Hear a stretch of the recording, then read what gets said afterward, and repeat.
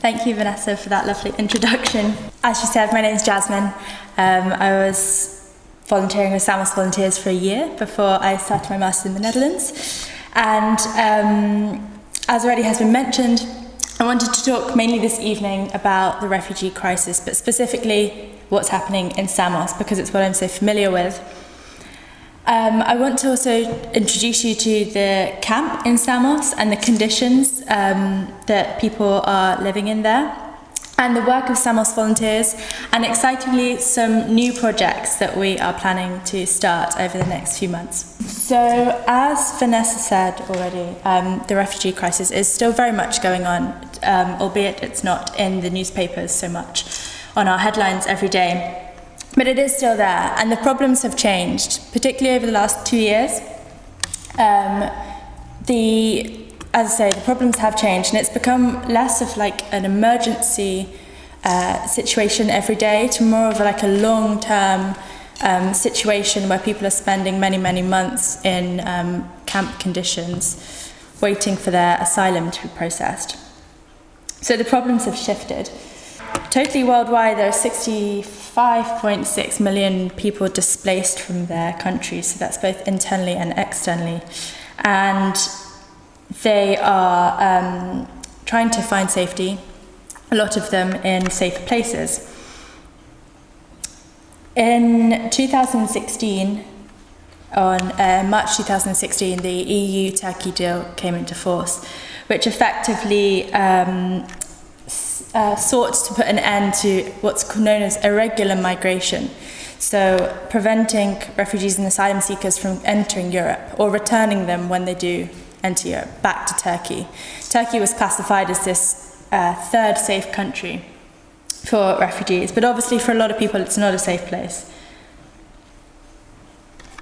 People are still fleeing from war and violence, and they are seeking a better, safer life somewhere else. Often they also have family already in Europe, and so this is where they're trying to get. So whenever I mention that I've been to Samos, a lot of people are like, oh, I have no idea where that is, I've never heard of it before. Samos is one of the 5 Greek islands that are really close to the Turkish coastline. At the closest point, it's just a couple of kilometers away. That circle there, and it's a little bit difficult to see from that, but it's much closer to Turkey than it is to Greece. So you would think that the crossing would be relatively easy. In fact, most people, after they have enlisted the use of a smuggler in Turkey, which can cost more than $1,000 per person, they are then taken normally in a car from one of the cities to one of the closest places along the shoreline, and then they will get into a rubber dinghy usually, or a wooden boat, very, very overcrowded and dangerous, and then they'll make the crossing overnight. And although it's a very short journey, I think the ferry takes less than an hour to do it, they will sometimes be in the water for 4 to 10 hours. It's a very long time, and a lot of people are still drowning in this very small stretch of land. You know, we'll be on the beach somewhere in Samos sometimes, and you can see Turkey is so close. You or me could probably swim it. So, this is just a little graphic to show you that sea arrivals in 2018 in Samos is actually higher than last year. So the numbers are increasing again. This can be due to many reasons. Often the situation in Turkey plays a big part in how many people start to cross. The living conditions of Turkey are quite poor. There's very little access for refugees to get healthcare, education, and work permits are very hard to come by. And so that can encourage more people to cross. Also the political situation, it's very unstable there. Currently in the Samos camp, you can see there about a third of them are Syrian. And then Iraqi, Afghans are the next biggest populations down there, and then the rest. There's also quite a lot of unrecognized ethnic groups living in the camp. Kurdish people, Palestinians, and Yazidis. So when people arrive on the island, they are either picked up by the Coast Guard or they wash up on the shore somewhere and the police are sent down to pick them up. Often they've been travelling now for a very, very long time, many hours overnight, the night before. They'll often be hiding in a forest before they cross because they're waiting for a safe time to go. And then they're in the boat for as long as it takes for them to float and find some land. So by the time they wash up on Samos or one of the other Greek islands, they're in quite a bad state. So they're brought to the camp, and then Samos volunteers, one of our roles is to go to the camp and provide them with dry clothes, blankets, tea, water, biscuits, whatever they need, baby care items. So this is Vathi town centre, and you can see where the camp is. It's like in the clearing of the woods there. It was before the refugee crisis really hit the islands. It was just a normal detention centre.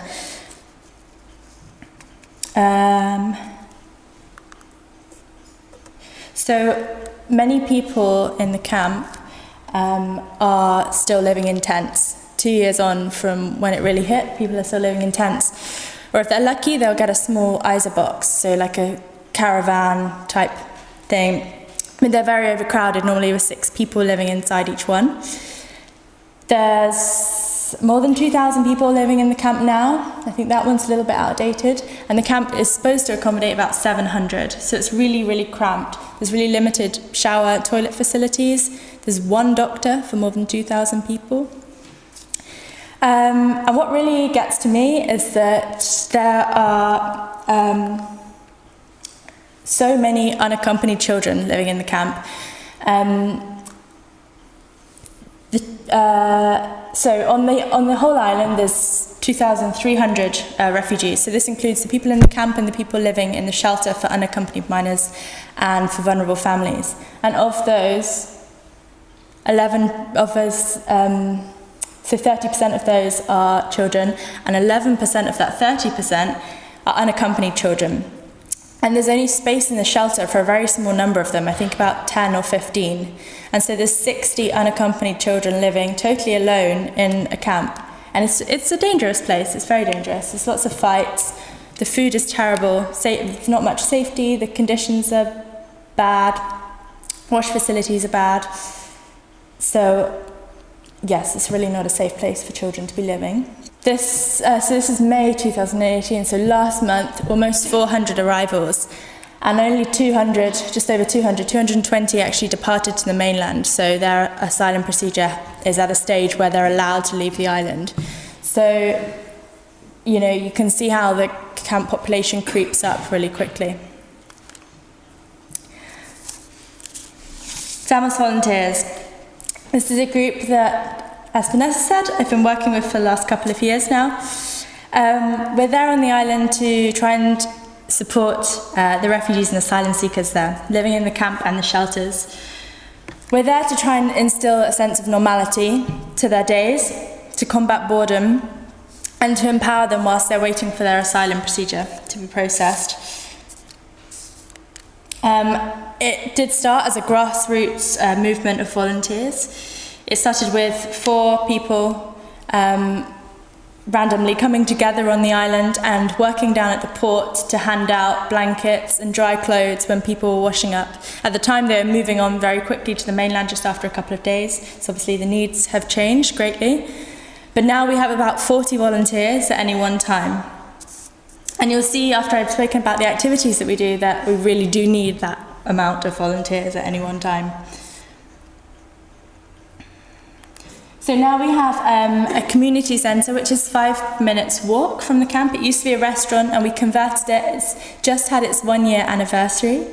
It's got 4 decently sized classrooms, a kitchen area, a large reception area, which we also have as a library area.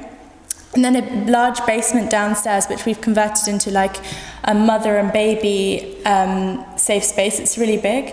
And also like it turns into like a fitness studio for when the guys want to come down there as well. In terms of the informal education that we do, so we have volunteer teachers coming from all over the world, and we're trying to teach classes in English, French, German and Greek at all different levels, because we found the most wanted languages by the people that are coming to the centre. English particularly, because wherever you go in Europe they speak English. Greek, because a lot of them end up staying in Greece. Germany, they have a lot of friends and family in Germany.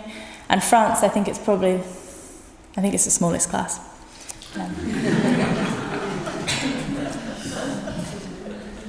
We also started last summer a course for 13 and 14-year-olds. It was supposed to be just a summer programme, but it's still going on now, which is great. They've named their group the Dreamers, and they are having classes in English, Greek, maths, social, geography, art, music and cooking. And it's really nice that they have this going, because nobody in the Samos camp gets to be enrolled in Greek schools, because they're supposed to be there on a very temporary basis. Of course, it's never temporary because the asylum procedure takes so long, but because technically it's temporary, they can't be enrolled in the Greek schools because they're expecting them to move on at some point. So there's a lot of kids going with many, many months without any school, and which turns into years because the asylum procedure is just so long. There was then a large demand for classes for 15 to 18-year-olds, so we started a course for those at the end of last year, an English class. So that's it for children's education. Then we have art, music and computer classes, all very popular, especially the computer classes. It was actually Marlow Refugee-Action group that donated a lot of the laptops for that class, so thank you very much, they're very much appreciated. We've also had CV workshop sessions with those as well, which is really crucial. I spoke about the women's space earlier, so we have the women's basement, which is partly the bottom right picture. It kind of turns into like this kids' play zone as well. And we closed down the Alpha Centre on Saturdays to make it a women-only space. So there's a lot more men in the camp than women, a lot more men come to the activities, but on Saturdays it's women only, so we get all of the activities out for them. And it enables the women to come and enjoy a really safe, relaxing environment. We do basically any activities that they want to do, they'll suggest it and we'll try and arrange it if there's the resources around and on the island. Knitting, sewing, cooking, dancing, yoga, they love to do. And we normally have like a few volunteers there for the kids as well, so they don't have to worry about them. We've also just started a women's choir session, which is nice. I mentioned the unaccompanied minors earlier as well. About every fortnight we have a big dinner for the minors in the centre, so they'll get together and cook. It's really nice for them because it gives them a healthy, nutritious meal which they seldom get in the camp. Kids' activities up at the camp. This is often one of the craziest activities. Normally about 50 to 70 children will come sometimes, so it's kind of nuts. You have to be very prepared for it, but sometimes it can be calm and go very smoothly. So you've got Madge in the corner there, one of the volunteers, reading to the kids. Sometimes we have a successful reading circle. Songs, arts and crafts, sports activities. Physical activities, so that's the basement when it turns into men's fitness club. We also have a running club and yoga and relaxation, and also a breakdancing class which is run by one of the refugees from the camp, which is lovely. The library and camp cleanup. So we have a mobile library that comes to the camp 2 times a week. We got a lot of donations of books, which is fantastic. And we bring that up and they can take books away for a week or 2 weeks.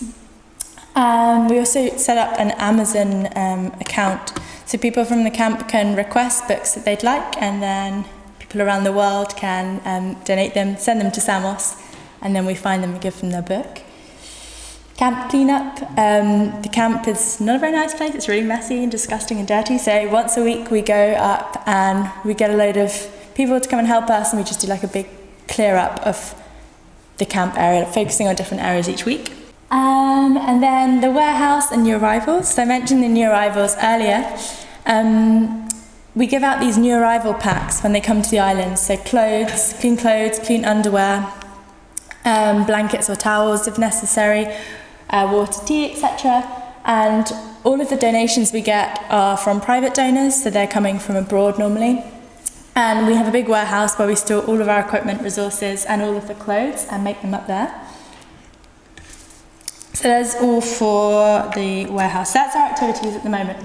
Oh, and there was one more that I didn't include in the PowerPoint. Just a couple of days ago, we finally, after many months, have started a laundry centre. So basically the people in the camp, they have no way of washing their clothes. Water is scarce during the summer and the winter. You just can't dry anything because you're outside in a tent.